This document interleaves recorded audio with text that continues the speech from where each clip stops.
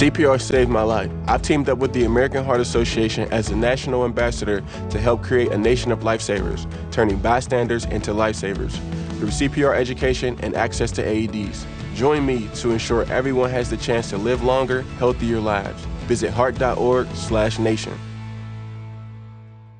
Yeah, I'm so proud of him. Bill Safety DeMar Hamlin, the National Ambassador to the American Heart Association's Nation of Lifesavers movement, which encourages all fans to learn life-saving skills. So today is World Restart a Heart Day, and we are pleased to have Sonia Vesmar from the American Heart Association with some tips on how you can save a life if you're in that emergency situation. It's so nice to see you. Thank you for coming in. Talk a little bit first about what the Nations of Lifesavers is. Well, the American Heart Association wanted to create a movement where we are encouraging individuals to become lifesavers by learning bystander CPR, hands-only CPR. Okay, so very important. You brought this with you, but there are steps you need to do. And I think once you get in that emergency situation, everybody freaks out, right? Yes. And so there are the steps that are very important to start with before you even give hands-on CPR, is that correct? Yes, for sure. The first thing you want to do before you approach the injured person is make sure that the scene is safe for you to approach it.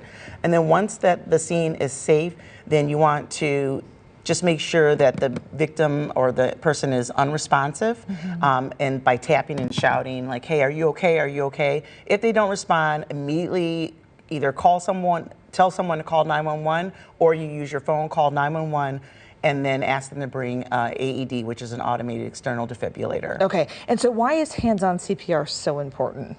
Well, it's important because essentially when a person goes into sudden cardiac arrest, their heart stops beating. And so it's really important that we are continuing to get the oxygen through their blood to their brain cells. Every minute matters. And so if you get your hands on that person's chest immediately and start pumping that heart, the blood carries the oxygen to the brain, and then hopefully the outcome is a great one. Can you give us an example? So those at home watching right now, I always like choking freaks me out with my kids, like all this, you know, it's like you need to work on it and get comfortable. You know, I think the more you do it, you get comfortable. So show us how it works. Yeah, so ideally, if you see someone go into sudden cardiac arrest, the first thing to do is if they're on a desk or they're not on the ground, you want to move them to a hard surface. So you'd put them on the ground, and then I'm going to stand up here just so I'm a little bit taller. And then what you would do is you would approach the person and you'd say, hey, are you okay? Are you okay? And if they're not responding, then you want to say to someone either by you or use your phone, you call 911, bring an AED. And then you just take a couple seconds, no more than 5 seconds, and you just kind of look to see if you see any chest rise. If there's no chest rise, then remove any clothing that's in the way, because you want to make sure that there's room to put the AED on. And then right on the breast line, right in the hardest part of your sternum, you want to put the palm of the base of your hand in the center of the chest. And then you want to lean over the person, and you're going to push hard and fast. Now they say you do it to the song "Staying Alive." Is that okay? Yeah, so it's about a beat of 100 to 120 seconds per beat. Okay. And then you want to keep doing this until help arrives. Okay. Now we talk about AEDs and how important those are, but I don't think many people have seen what an AED does. And if you do have one where you're at, how do you use it?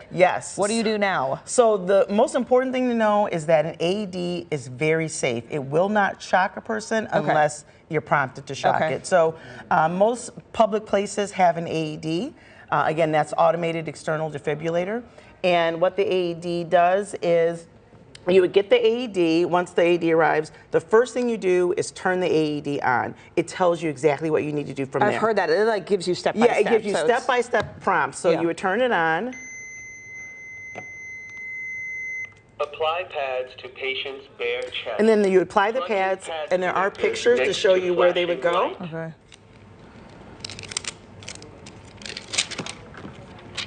Apply pads. Plug-in connector. And then once you've applied the pads, you want to make sure you apply those first, and then you plug in the connector. And they have to be in these spots? Yes, and the reason why we put it in these spots exactly, so when if the charge has to take place, it kind of goes through your chest. Okay.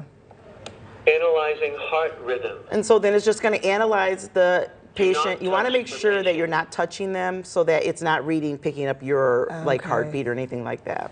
Before I let you go, Shock what is the advised. difference between a cardiac arrest and a heart attack? Charging. So the thing about a cardiac arrest clear is of that a patients. cardiac arrest means that your heart instantly stops. Okay. So a heart attack is something where it's like it's an electrical problem. It might start functioning a little wonky where it's not necessarily stopping, Yeah. but a heart attack can lead to a cardiac arrest. So the difference is heart attack means that your heart is not beating properly, it's erratic, whereas a cardiac arrest means your heart has completely stopped, and that's why you need to immediately start CPR. All right, before I let you go, the statistics are crazy. Like, I read 70% of Americans feel helpless because they don't know what to do in times of emergency. Yes. So 10 seconds, I mean, how do you get comfortable with being in this situation when it's totally uncomfortable?